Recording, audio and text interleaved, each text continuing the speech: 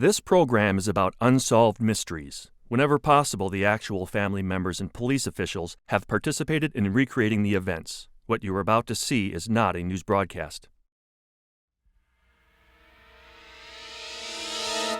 In 1945, 5 Navy torpedo bombers took off from a Florida airfield and headed east over the Atlantic, only to disappear without a trace. Thus, the legend of the Bermuda Triangle was born. Today, an aviation researcher believes he has found one of the missing planes and solved the mystery of the lost patrol.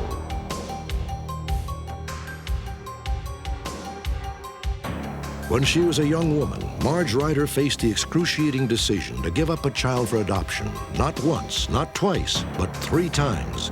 Perhaps someone watching tonight is one of the daughters she is searching for. Near San Francisco, a 60-year-old woman made a brave stand against drug dealers plaguing her neighborhood and was shot in her own home. Authorities need your help to find her unknown attackers. We'll also bring you the poignant story of 6 children torn apart by adoption 4 decades ago. One phone call may be the final step in bringing this family back together. Join me. You may be able to help solve a mystery.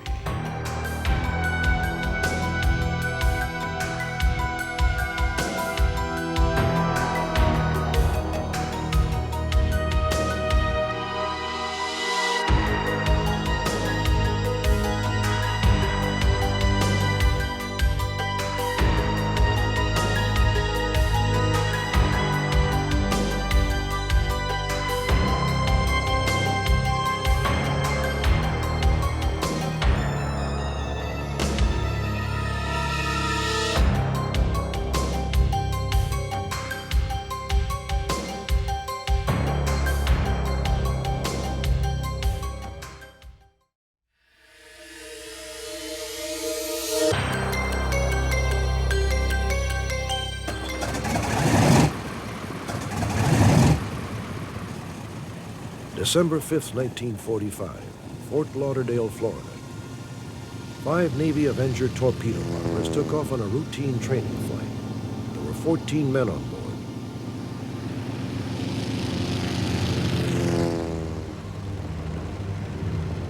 The mission was known as Flight 19. 5 hours after they took off, the entire squadron would vanish without a trace.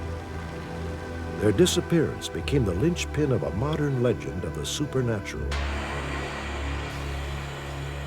It has been called the Triangle of Death, the Hoodoo Sea, or the Graveyard of the Atlantic. But to most of us, the area where the 5 planes disappeared is known as the Bermuda Triangle. This 400,000 square mile area in the eastern Atlantic extends from the south of Florida, northeast to Bermuda, and southeast to Puerto Rico. According to experts, in the last 75 years, over 100 ships and planes have apparently disappeared in this region. Though at least 1,000 lives have been lost, the Triangle's most famous victims were the 5 Avengers of Flight 19. For the last 45 years, the disappearance of Flight 19 has been used by many as proof that the Bermuda Triangle does exist. The 5 planes were said to have vanished inside some supernatural vortex and then whisked away to another world. But recently, an aviation investigator named John Meyer has come up with a more down-to-earth explanation. He is certain that he has found one of the missing aircraft just 30 miles off the Florida coast. If Meyer is correct, then one of the most intriguing unsolved mysteries of this century may finally be explained. For years, John Meyer has scrutinized Flight 19's flight plan, radio transmissions, and the weather on the day of the disappearance.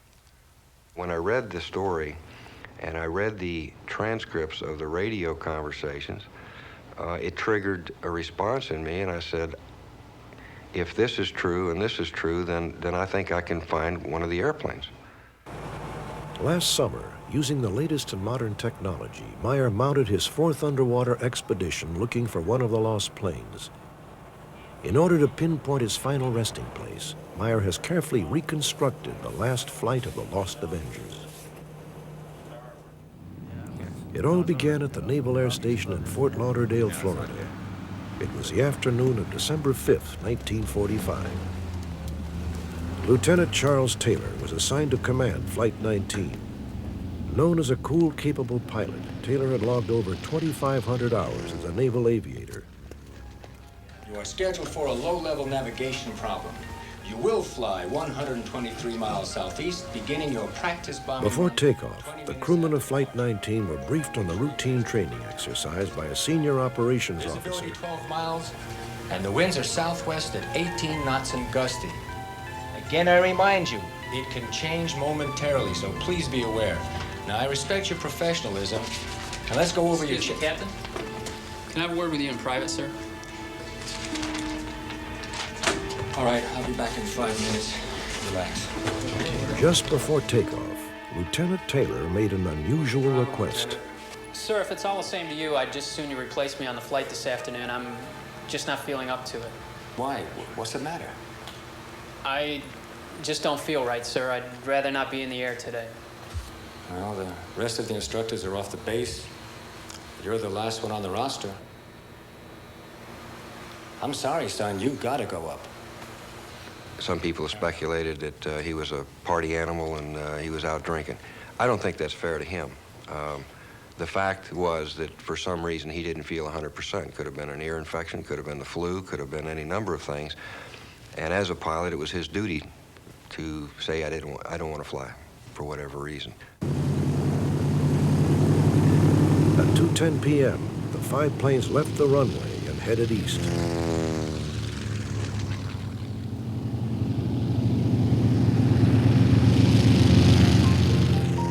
Leaving Fort Lauderdale, the planes were to head 120 nautical miles southeast, make a practice bomb run, and then fly 73 miles northwest. They then would head 120 miles southwest back to Fort Lauderdale. Flight 19 consisted of 4 student pilots who were qualified naval aviators. They each had more hours in the air than the FAA requires now for a commercial license. They had gone through all of their training but this one flight. FT-28 to flight. I'm making my clearing turn. The flight was not following Charles Taylor. He was the instructor pilot who was trailing behind the rest of the flight. He was grading their performance. He wasn't doing the navigating. The other pilots in the flight were doing their own navigation. FT-28 to FT-36. Area is clear. Target is marked. FT-28 to flight. Target is at 12 o'clock, 1 mile out. Let's see what you're made of. FT-36, roger. I'm commencing my run.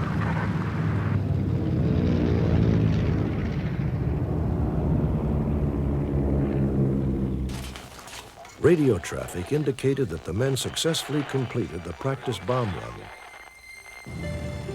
But at approximately 3:10 p.m. on the second leg of the mission, Taylor's compass began to malfunction. I don't know where we are. We must have got lost after that last turn.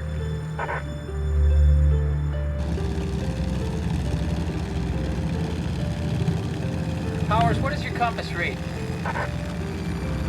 Lieutenant, we're at 330 degrees.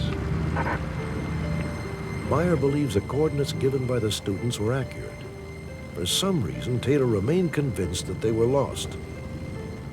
At the Fort Lauderdale Air Station, the communications center monitoring the flight became concerned about Taylor's defective compasses. Present time, I am over small islands, believed to be Florida Keys. My compass is out. I'm in the Keys, but I don't know how far down, and I don't know how to get to Fort Lauderdale. I am over land, but it's broken. I'm gonna swing down and take another look. Taylor had made a critical error. He thought that Flight 19 was in the Gulf of Mexico, flying over the Florida Keys. Meyer believes that in actuality, the flight was 300 miles northeast of Taylor's estimated location, flying over the Abaco Islands in the West Atlantic. From the air, the 2 island chains looked remarkably similar. Taylor ordered northeasterly, then due east headings. Had they been over the Keys, this route would have taken them safely home. Instead, it took them further out to sea. The students, I am sure, because they had flown the area before, they're saying, you know, you're wrong. We're not in the Gulf of Mexico. We're in the Atlantic. But if the instructor pilot says do it, you do it. By 5 p.m., the short winter day had darkened and the weather was deteriorating. Flight 19 was heading east, away from their base, and they were beginning to lose radio contact. The base did monitor one of the squadron's last pilot-to-pilot communications. If we were just head west, we'd get home. Damn it, if we just head west, we'd get home. Fuel was low, and time was running out. According to Meyer, Taylor finally listened to his student pilots and headed west towards the Florida coast. So he flew due west for 49 minutes until the first airplane crashed. We may have to ditch. Damn it, I'm going down. I got a ditch. Do you read? Do you read? Damn it, do you read?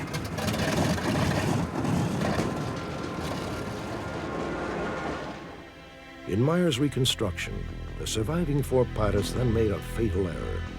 Although they were only 7 minutes away from the Florida coast, they still had not spotted land. They began to believe that they must be flying over the Gulf of Mexico. For this reason, they again reversed their course and headed east.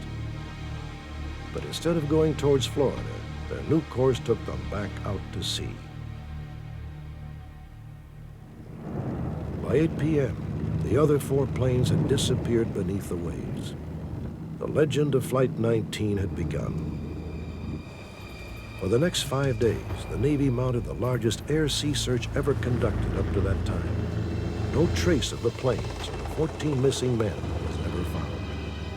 However, Meyer believes that some of the men of Flight 19 were alive, drifting at sea, slowly running out of food and water. 2 ships sighted flares within 5 hours of each other.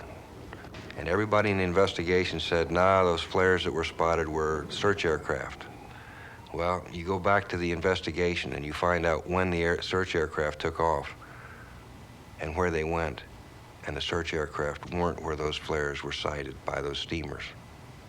3 days later, another ship spots some blinking lights, distress lights on the water, and discounts them as being from another ship. I don't think so. I think those were people from Flight 19. After carefully cross-checking all the available information on Flight 19, Meyer calculated the impact point of the first plane as here, just 30 miles off the Florida coast near Cape Canaveral. But finding a single Avenger in the ocean was an overwhelming task, until, ironically, a national tragedy made it possible. On January 19, 1986, the Space Shuttle Challenger exploded moments after liftoff from Cape Canaveral. Some of the debris fell in the precise location where Meyer believes the first plane had ditched. Quite by accident, the underwater search for the Challenger wreckage may have uncovered what John Meyer had been looking for. Just 30 miles from Cape Canaveral, the salvage team located a plane wreck submerged in 400 feet of water. Believing the wreckage was that of a twin-engine DC-3, they ignored it. But to John Meyer, this discovery appeared to be the vindication of his theory. Last July, John Meyer was on board a submersible as it prepared to dive 400 feet to inspect the wreckage. He knew that 45 years might have obliterated many of the Avenger's identifying characteristics. We knew we had a wreck, but we didn't know what type of airplane it was. And to say I was on the edge of my seat, along with my colleagues, would be an understatement. As they first approached the location of the wreck, they could see nothing in the murky water. Then the wing of a plane became visible. Oh my God, I can't believe I'm here. But was it the right plane? One distinctive feature of the Avenger is its bomb bay, located under the fuselage. The submerged plane is upside down. Here, the bomb bay cavity is clearly visible. I can't believe I'm sitting here in front of this airplane after all these years. Another distinctive feature of the Avenger is its oval wheel well. Here, this well can be seen on the underside of the wing. Oh my God. Okay. Look at that. Okay. Look at that. Perhaps the Avenger's most unusual feature is the ball turret which protected the gunner behind the pilot. Even though the plane that Meyer found was upside down and partially buried in the sand, the unique crosshatch of the turret's window frame is clearly visible. There's no question we got an Avenger, folks. After all, at this point, 8 years of research and all the frustrations that we had, to actually be in a submarine and be right over top of this wreckage was just incredible. It is obvious that Meyer has found an Avenger, but is it one of the Avengers of the lost Flight 19? Through the manipulation of the submersible's mechanical arm, Meyer removed the engine cowling. He was hoping that a serial number could be found that would confirm that this Avenger had been part of Flight 19. But after raising the cowling to the surface, Meyer was unable to find any serial numbers. The only way to prove whether this is indeed Flight 19 aircraft is going to be to raise that sucker out of the water. I and my partners believe that we're correct, but it'll remain a mystery until we can raise the airplane. If this plane can be identified as belonging to Flight 19, the legend of the Bermuda Triangle will have to be rewritten. It is not as romantic to say that the flight disappeared due to a tragic chain of simple mistakes, but if John Meyer is correct, this is precisely what happened.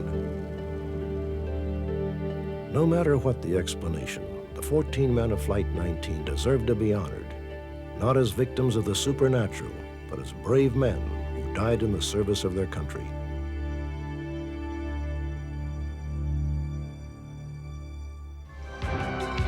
Next, the heartwarming reunion of a young woman and her mother marks the beginning of a new search for two long-lost sisters.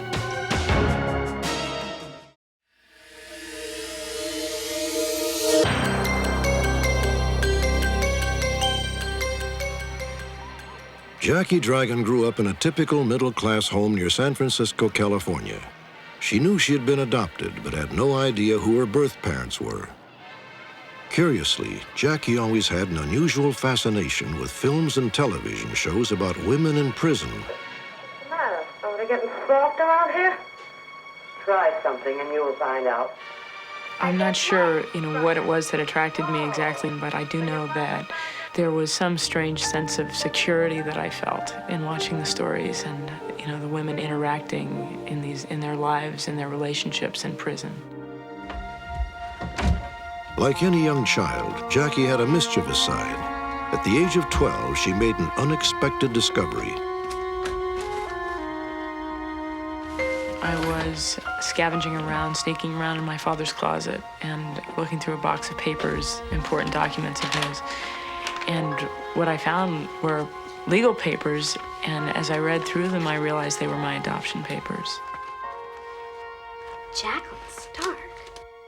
It was a big thing. It was a turning point. It was something that I knew from that point on that someday I would find those people in that paper, and that I had to, that they were real.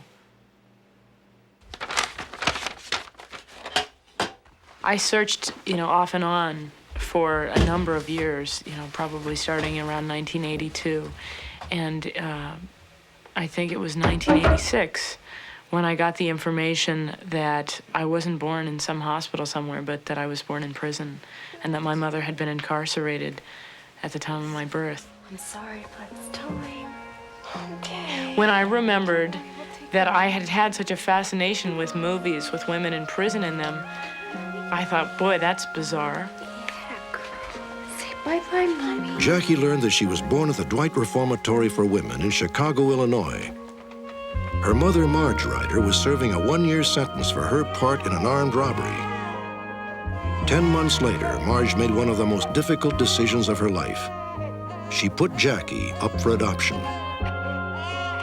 I convinced myself that the best thing to do for Jackie was to give her a home that I assumed had 2 upstanding parents, that there was security in that home, that she could be guaranteed an education, all the things that I knew at that time in my life. There was no way I could possibly give her any of that. And I don't remember exactly when Jackie was taken, but I do remember that the day she left, after she had left, they came and told me that Jackie had gone to her new home in some other state, and it hurt. Same as it's hurting now. That's one memory I didn't lose. I didn't give her up in that sense. I knew nothing else to do. And that's the last memory, basically, that I have of Jackie.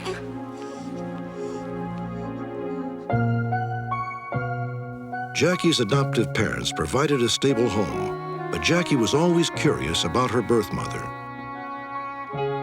I wondered whether or not she'd been able to kind of clean it up, or whether she'd gotten in more trouble, or whether or not she was safe or well.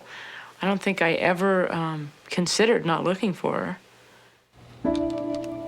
After more than 9 years of searching, Jackie finally learned of Marge's whereabouts. On July 26, 1990, she spoke with her mother for the first time in her life. Hi, may I speak with Marge Ryder, please? Speaking. And what I realized when I found out that I had her phone number, or when I realized that I was very close to finding her, was that in a way, I was setting myself up to feel rejected all over again. Does the date February 16th, 1964 mean anything to you? Not for a second did she hesitate. She was happy that I called, and I felt so relieved and so lucky. Well, do you have time to talk right now? I've got all the time in the world to talk now, yes. One of the first things she said was, I never thought any of you girls would be calling me. And then she let me know that there were 2 other sisters. It was very exciting. I couldn't believe it. It's like, there's more? You're kidding. There's something more that I didn't know? Do you have time to talk right now? Jackie and Marge talked for more than 2 hours. Marge told Jackie about her own troubled childhood, how she dropped out of high school, fell in with the wrong crowd, got pregnant at 17. Marge Ryder would be the first person to admit that she made a lot of mistakes in her early life. But Marge has managed to rise above her past. Today, she is happily married and lives in Winchester, Illinois. Inspired by Jackie's open-hearted love and understanding, Marge now wants to find the other daughters she gave away more than 25 years ago. Marge's first daughter, Laura May, was 18 months old when Marge went to prison. She was left in the care of Marge's grandmother. At the time, Marge was already 8 months pregnant with Jackie. She claims that once she was in prison, her grandmother attempted to get legal custody of Laura May. Hello, Marge. Hi. Please sit down. I hadn't been there too terribly long, and a lawyer came to see me. Now, when I'm finished with my term, I want to take Laura May with me. I want to raise her myself. Oh, I understand. And if you sign these, then it'll help us to all keep Laura May. Now, what does this say? Don't worry about this. This is just some legal jargon. I need to get you to sign right here, okay? Right here? That's it. I think that he was probably on my grandmother's side trying to help her adopt the child away from me. Don't you worry. And Everything's gonna be just fine. the courts just stepped in because she was too old a woman to raise an infant child. And I think they lost her as well as I did. Laura May was ultimately taken by the Cook County Welfare Department and became a ward of the state. Marge never saw Laura May again. After Jackie was born, Marge cared for her in the prison's nursery. But 10 months later, Marge gave in to outside pressures and put Jackie up for adoption. A few weeks later, Marge completed her sentence and was released. She never again got in trouble with the law. However, she did give birth to a third daughter, Dawn Marie, whom she also gave up for adoption. I had often gone over in my mind, what if they come looking for me? And how do I explain to them that I gave them away? And I pretty much convinced myself, and I do believe it. I felt I was giving each child the very best that I could give them. So how was your flight?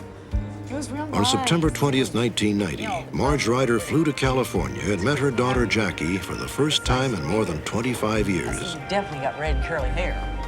Well, I wonder where I got that. I had many questions for her, about her hair, about everything. You know, it's like, who had red hair? That was something that I grew up with, red curly hair. Nobody ever had it but me, and it was a curse when I was a child. And Look at the light. she was great. I could ask anything I wanted, and she would tell me everything. This is Laura May, and this is you, of course. Wow. You can definitely tell it's family. She really looks the same. Look at all those knees. I guess.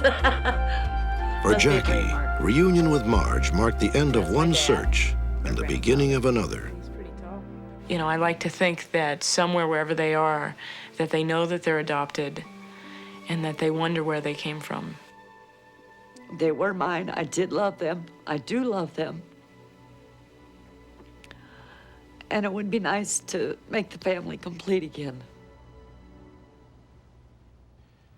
Thanks to our viewers, Jackie Dragon and Marge Ryder's dream of reuniting their family finally came true when they were contacted by Laura May and Dawn Marie. Dawn Marie, whose adoptive name is Susan, owns her own business in Santa Barbara, California. Laura May, Marge's oldest daughter, is now married and lives in Mississippi. 3 months after our broadcast, Laura May arrived at her sister Jackie's home in Glendale, California. Marge and her youngest daughter, Tracy, had flown in from Illinois for this very special reunion. So much on the phone. Yeah. This is Tracy. Hi, this is your sister Tracy. Meeting them was really nerve-wracking because it's like I wasn't quite sure what to expect and what they would expect of me. Your tall. And then after I got here, it's just all seemed to flow. It was very natural. Yes. The last time I remember seeing Laura, she was in a high chair. And now here she is all grown up, and I'm still looking for this little girl. You know, and it's kind of hard. Hi, Susan. Oh, it's good to meet you. A short time later, the circle was finally completed with the arrival of Marge's other daughter, Susan. I grew up knowing that I was adopted, but I didn't know anything about who my real parents were.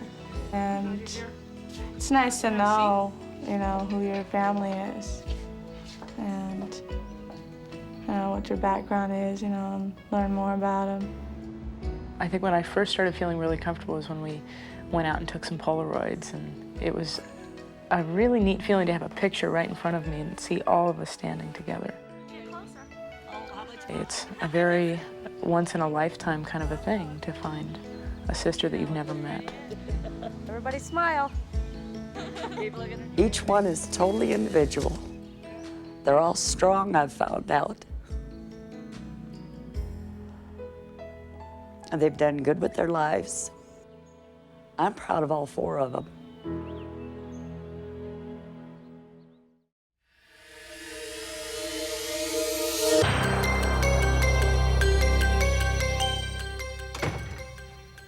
When any family is torn apart, the scars can last a lifetime. The saga of the 6 Heck children of Iowa is reminiscent of a Dickens novel with an equally large cast of characters. Delbert Jr., Florence, Jim, Sharon Louise, Doris Jean, and little Tommy. These brothers and sisters were separated by adoption as children, but through force of will, 5 of them managed to reunite in adulthood. Today, they want to make sure that their life story has a happy ending. They need your help in order to make that dream come true. Council Bluffs, Iowa, the summer of 1944. Come on, you guys, you're gonna be late for school. Come on, hurry up. 10-year-old Delbert Heck Jr. was a man of the house. His father was often away from home and did little to support the family. It was very rough times. We didn't have any money for food or groceries. I mean, it wasn't hard times for us because that was all we knew. You don't never waste the water if you ain't had the well. So we thought we was doing fine. We had each other and we had Mother, and we just made the best we could of it. What did you have for supper last night, Florence? Puffed rice. Puffed rice? In August 1944, the family was visited by a social worker sent by the local welfare department. I'd like to see the kitchen now. The Hecks had to stand by silently as she scrutinized their home. She opened the cabinets to see what was there, which there was nothing there, maybe a bag of dry puffed wheat or something. We didn't have dressers. We didn't have clothes hanging in the closet, you know. She seen the mattress on the living room floor where all 6 of us kids slept, and she just explained to Mother that she wasn't able to care for us properly, and they were going to take us where they could be. 3 months later, the state of Iowa took the Heck children away. She told us she was taking us to a movie. Of course, you know, we had never been to a movie, so that was really something. So we went with her willingly. And Mother stood on the porch and cried. And I thought there was, you know, there was something that just wasn't right.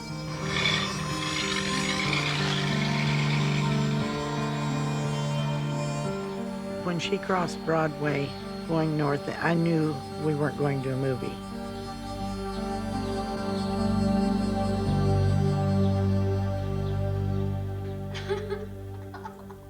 The 6 children were scattered across the countryside like windblown seeds. 3 were immediately adopted. 3 languished in orphanages. 7-year-old Florence was one of them. I cried for Mother a lot, but I cried a lot for the littler ones because, you know, I spent a lot of time. This was my life with the, and we had a dorm mother that lived in the end of our building, and they'd come get me, take me to the end of the dorm, and there was a little closet there. You are going to sleep in here until you learn to stop crying.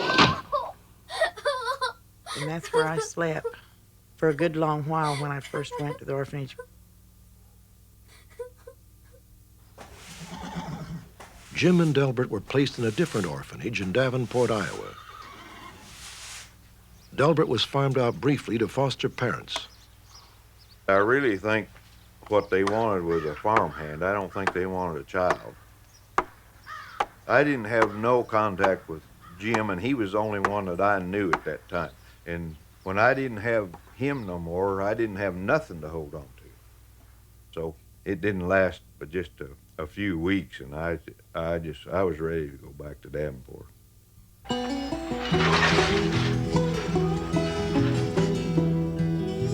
Delbert and Jimmy would remain in the orphanage until 1952, when the state sent the 2 boys and their sister Florence back to their natural mother.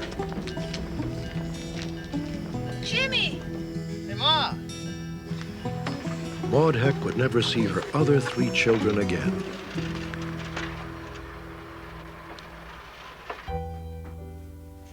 Unbeknownst to the Heck family, 1-year-old Sharon Louise had been placed in the home of Wendell and Helena Jones.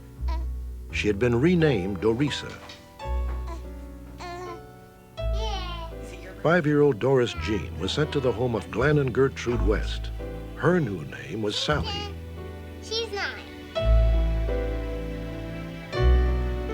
It is assumed that 3-year-old Tommy Heck was also adopted. His new name, if he has one, is still unknown.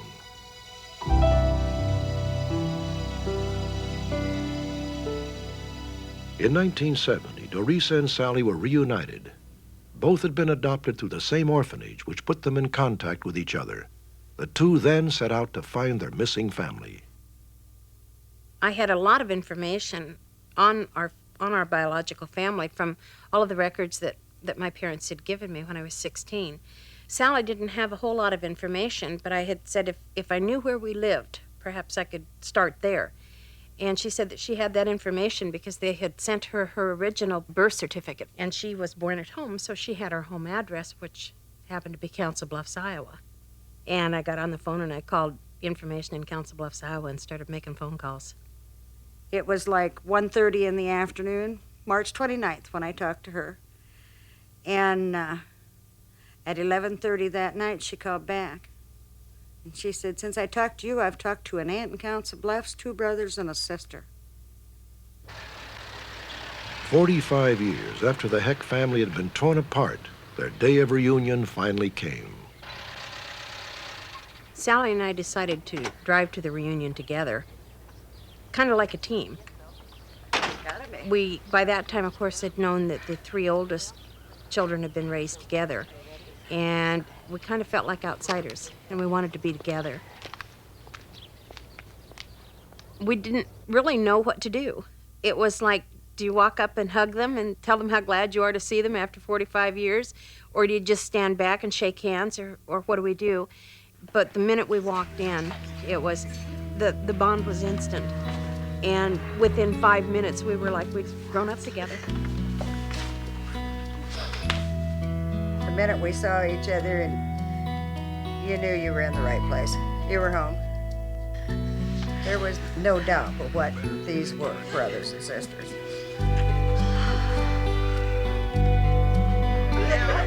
The reunion was a celebration, but there was still one person missing. Okay. Oh, there went the cake. It's important for me to find Tommy now, or for all of us, really. This is the first party we've ever had together. To me, there's still part of my life that's missing. Finding Tommy is like if you've got a car and part of the pieces are not there, it's not going to run right. Well, he got a family. Part of the pieces are not there. These are the last known pictures of Tommy Heck, taken when he was 4.5 years old by his adoptive parents who sent them to the orphanage. Today, Tommy would be 47. Tommy was adopted through Christian Homes Orphanage in Council Bluffs, Iowa, most likely by a Midwestern family. His most distinguishing physical characteristic is a double earlobe on his right ear. We need to find Tommy to make the rest of our family complete, so that we can just close that family and say, here we are. You know, here we are, world. This is the Heck family. You know, look at us, Iowa. You know, you separated us, but we're back together now.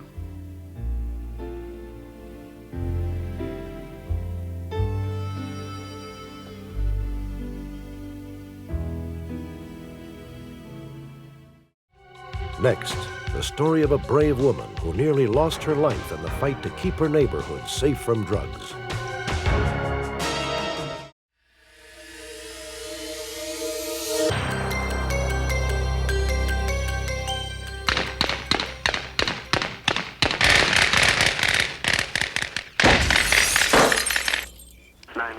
Yes, I need the police. My mother's been shot. Do you know who shot her? I don't know. We were in the house.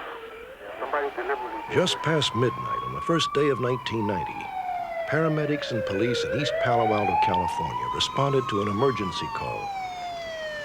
A 60-year-old woman lay inside her home, shot in the stomach.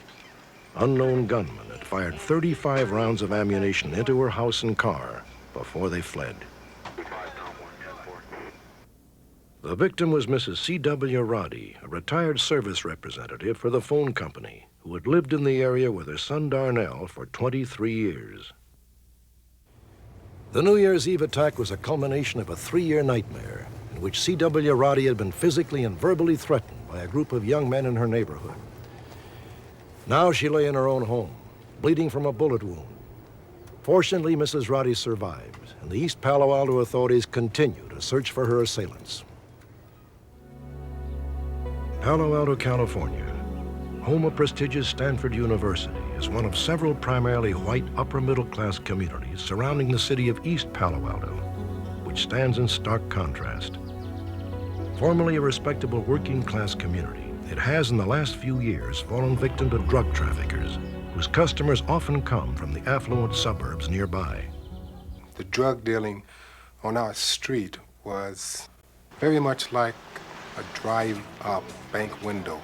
They drive up, dope dealers will rush to the car in a total frenzy of competition with one another trying to get the sale. And it continued like that, day and night. When C.W. Roddy finally understood what was happening in her neighborhood, she began to take action. The first confrontation came when teenage drug dealers parked their cars in front of the house she shared with her son. Excuse me. Young man, do you have any business with me here? Lady, you just take care of little business. We'll be here in a few, okay? Don't wax your wheelchair. If you don't have business with me, I'd really like you to move your car. Lady, I'm not moving. I will be taking your license number and giving it to the police.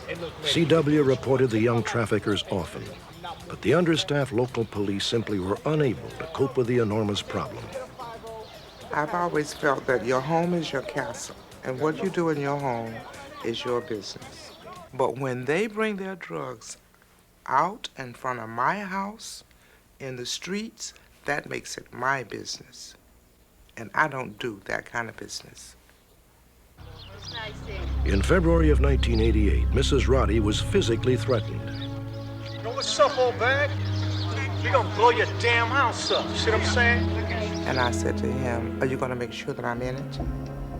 And I looked up and saw a police officer sitting directly across the street. Yeah, you better watch your back. Straight up. Officer, did you hear what the young man said to me? No, I didn't, ma'am. He threatened to blow up my house. Do you wish to make a citizen's arrest? Yes, I do. You do wish to make a citizen's arrest? I do wish to. So we did. And he took him off, but he was back within a matter of minutes. Over the next 18 months, the situation worsened.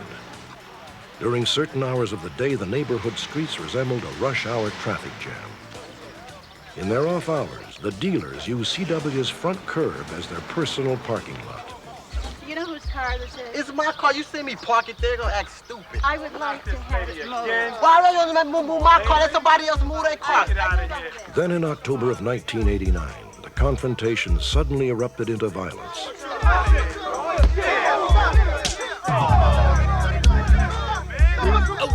He picked up a piece of wood, and I was infuriated. And I said to myself, this is stupid. So I started back across the street, and they started saying, yeah, go call the police. After getting to the police station, the boy was on his way back home before I even finished with the police report. You guys are gonna pay for this. In December of 1989, C.W. became involved in another confrontation. Chris Thomas, a new neighbor, was wounded when he came to her defense. My own neighborhood. They cut him very badly in the face. They had to take him to the hospital and get stitches. And someone called the police. Police arrested the young man who had attacked Chris Thomas. For the next 10 days, things were quiet until New Year's Eve. On New Year's Eve in East Palo Alto, for some strange reason, a lot of citizens like to shoot guns. They just shoot up in the air. At midnight, Mrs. Roddy was sleeping when the gunfire awakened her. I heard all of the shooting. And I looked up at the clock and I said, oh, they're just celebrating New Year's Eve, right? So I got up. And then I went in the living room. I noticed across the street 3 young men. They were just standing around talking, and there weren't any cars coming up and down the street at that particular time. I would say about 20 minutes after midnight, it had all quieted down. All of a sudden, I heard all these shots.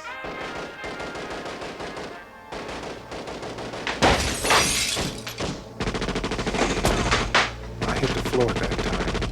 I was about to get up, and I heard my mother scream in pain. C.W. Roddy had been shot in the stomach. Her son Darnell immediately called for help. I think the attack on my house was a planned attack, and they were planning to kill us. My mother's been shot. The police arrived within minutes. As they fanned out to search the street, they found that C.W.'s new neighbor, Chris Thomas, and his wife had seen the attack. We heard this big, loud rattle of gunfire outside our house. And I turned towards the window, and I could see the blue flames from the gun through the blinds. When I looked outside, I saw 2 young black men It was really scary because I could see bullet holes in the windows and the walls and the doors and through all over the garage. The car had bullet holes in it, and I thought that they'd killed her. Investigators located shell casings from 3 weapons: a .38 revolver, a .380 semi-automatic pistol, and possibly an Uzi assault weapon. When the local police completed their own investigation, they called in the FBI.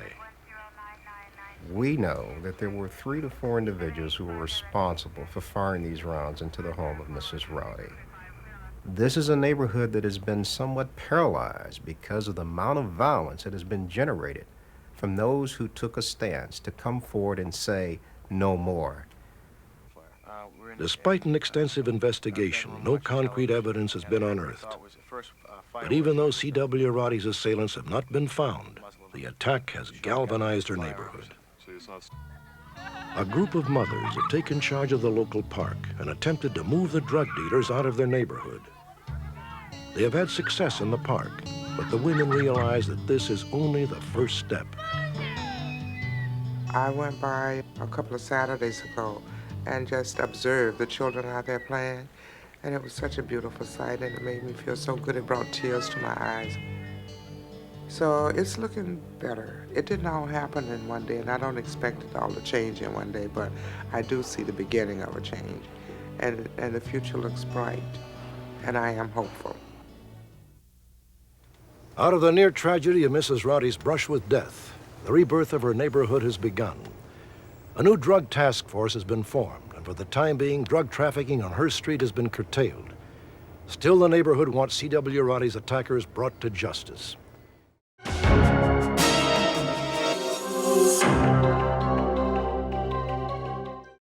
For every mystery, there is someone, somewhere, who knows the truth. Join me next week for another edition of Unsolved Mysteries.